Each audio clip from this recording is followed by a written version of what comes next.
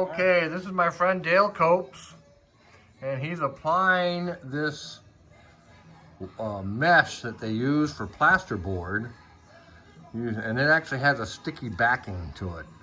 And the stuff I used to use didn't have a sticky backing. You had to mud the joint and then put this over the mud or the joint, and then mud it again, and then sand it and whatnot. Well, this, so you don't have to do that.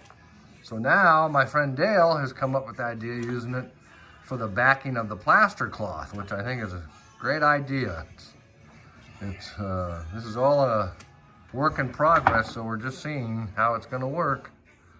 But you can see he's applying it right there, and I think it's going to give the plaster cloth a really good, strong backing.